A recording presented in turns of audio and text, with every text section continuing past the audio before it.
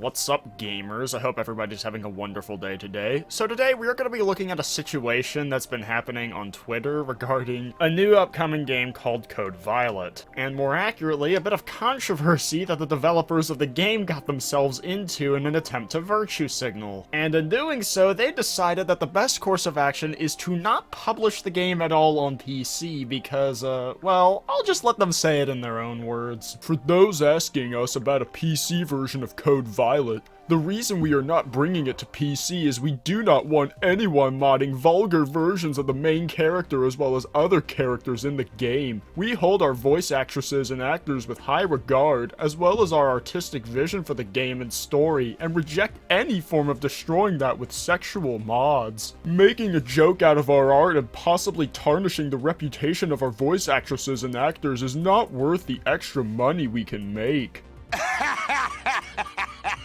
Oh, wait, you serious? Let me laugh even harder.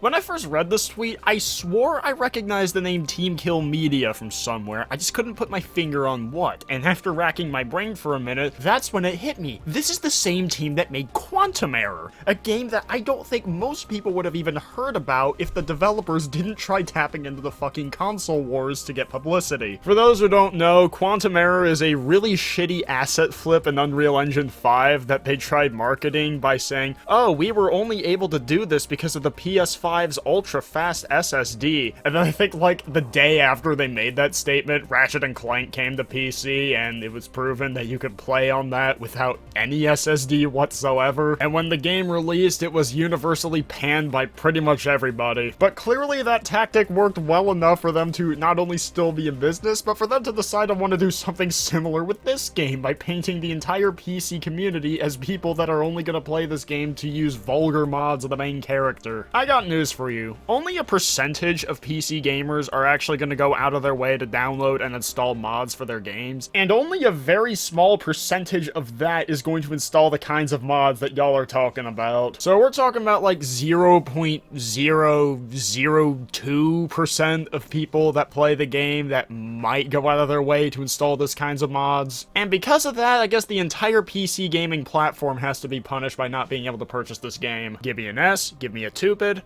That's fucking stupid. First of all, degenerates are gonna be degenerates no matter what. I mean, look at how well that worked for Overwatch 2. Blizzard went out of their way to heavily encrypt all the models to prevent people from making R34 of that shit, and guess what? That only encouraged them to do it even harder. So by coming out and making the statement, you're just painting a target on your back, and people are gonna do that shit specifically to fuck with y'all. But second of all, why does it even matter? This is a single-player game that we are talking about. A mod is only going to affect the person that goes out of their way to download and install it. And realistically, how many people are really going to go out of their way to download and install those kinds of mods? Not many. You say that this is because you're holding your actors in high respect, but that doesn't really make any sense because the people wouldn't be modding the actors, they'd be modding the fictional characters in the game. Second of all, something I think the actors would appreciate more is that if you also release the game on PC so that not only can more people appreciate the work that they did, but the game also makes more money, which in turn makes the actors more money. But nah, I'm sure the actors would love for you to kneecap your sales by refusing to release your game on the biggest gaming platform in the world, and therefore reducing the amount of money they're gonna make as a result. Masterful gambit, I must say. But you wanna know what makes this even worse? In the trailer that they showed to promote this game, there is a very clear blurb that says, footage captured on PC. And naturally, people pointed this shit out. Wait, what? The trailer says it was captured on PC. All games are created on a PC or Mac. Well, no fucking shit. Duh, but that doesn't answer his question. Why are you showing PC footage in your promotional trailer if you're not planning to release the game on PC? Why not show footage from a platform that you are actually going to release the game on? Using PC footage instead is, well, I'm not gonna say it's dishonest because they do explicitly state that it is PC footage, but it is somewhat misleading because you're not really representing the final product because you're showing it on a platform platform that it's not going to be on. If you're going to release the game on the PS5 instead, then why not show footage captured on the PS5? It'd be one thing if this is like a leaked early build of the game, but it's not. This is their pre-release promotional material that they are showing. It only really makes sense to show PC captured footage if you are planning to release the game on PC. Like, when Nintendo shows off all the games that they're launching exclusively on the Switch, do you think they show PC footage? No, they show footage of the game captured on the Switch. And that brings me to the next point. The game is a PS5 exclusive, and we already know what their stupid-ass reasoning is for not releasing on PC, but that begs the question. Okay, so why not on Xbox? We don't have the time or expertise to devote to the Xbox platform at this point in time. We would need additional manpower. Okay, so let me get this straight. You have the manpower to make a PC build of the game that was stable enough for you to use as footage for your trailer, despite not having any plans to release the game on the PC platform, but you don't have the manpower for an Xbox port. Make it make sense, please. So naturally, Teamkill Media got a lot of backlash over this, and take a wild guess what their reaction to it was. Was it to maybe take a step back and reevaluate their decision? Nope, instead they doubled down, and on top of that, there were even people that went out of their way to defend this decision. Oh boy. Games should be experienced the way that they were intended by the creator.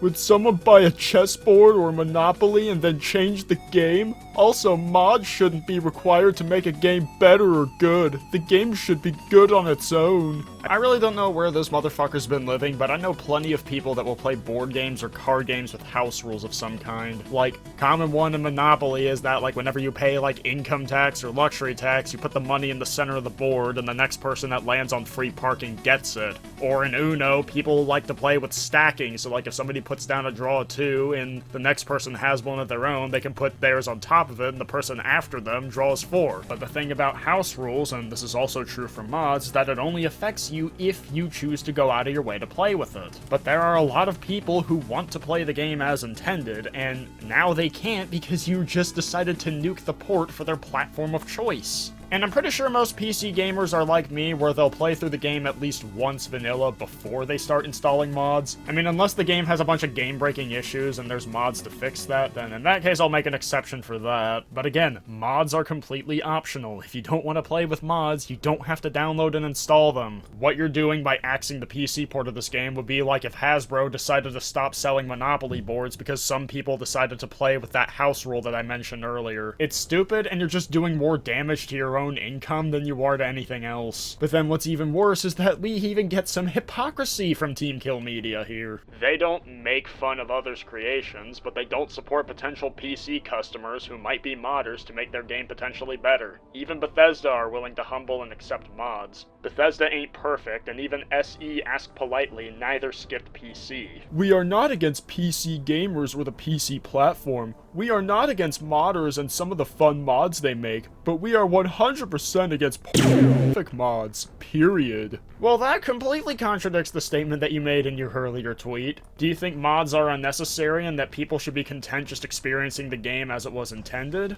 Or are you for mods as long as they're not perfect? See, this is why you shouldn't try fucking virtue signaling, because you just make yourself look like a fucking retard. Then again, I'm not really sure why I'm expecting more from the studio whose most recent game literally only has 4 reviews on Steam, and of those 4, 3 of them are negative. Treating the whole PC gaming like this over the actions of a few is just fucking stupid. Most mods are not even perfect in nature. More likely, you'll find mods that add new content to the game, mods that tweak the mechanics somewhat to maybe try changing the balancing to their liking, or just mods that are outright silly. Like, I've got a ton of them for Resident Evil 4 Remake, like in no particular order. I have Dante as Leon, Virgil as Krauser, Shirtless Luis, Halo Reach Marine as Ashley, Scarlet Rhodes as Ada Wong, Big Smoke as the chainsaw enemy, the IKEA logo on the shields that the medieval dudes carry, and Ashley on all the sniper scopes pointing at the enemy. The overwhelming majority of people that mod games are installing mods like that, and those kinds of mods can often increase a game's longevity. Like with Skyrim, you want to know why a lot of people are still playing it to this day? It's because of the mods. FTL Faster Than Light, great game on its own, but it's made even more replayable with mods. Star Wars Empire at War, a metric fuck ton of mods. That's not to say that those aren't great games in their own right, they definitely are, but it can also give reasons for people to keep coming back. And you just decided to throw all that down the drain all because a very, very small percentage of them make mods that are vulgar. And it's not even like they directly reflect on you or anything, nor do they ruin the experience of other people because, again, it's a single-player game. You gotta go out of your way to install them. All you had to do was provide the game and let people decide how they want to enjoy it, but nope, I guess that's not happening. Like, I hate to break it to you, but virtue signaling is not gonna sell your game. It didn't work out for developers and publishers who are far bigger, so why do you think it'll work out for you? So I guess the key takeaway here is that trying to alienate an entire group of people from buying your game just because of the actions of a very, very small minority is completely fucking stupid. If the game bombs, and it probably will, then you've got nobody but yourselves to blame for that. But anyways, that's gonna be about it for this video. If you enjoyed, make sure you hit the like button and subscribe for more, and tell me what you think about this developer losing their shit on Twitter. Anyways, that's it.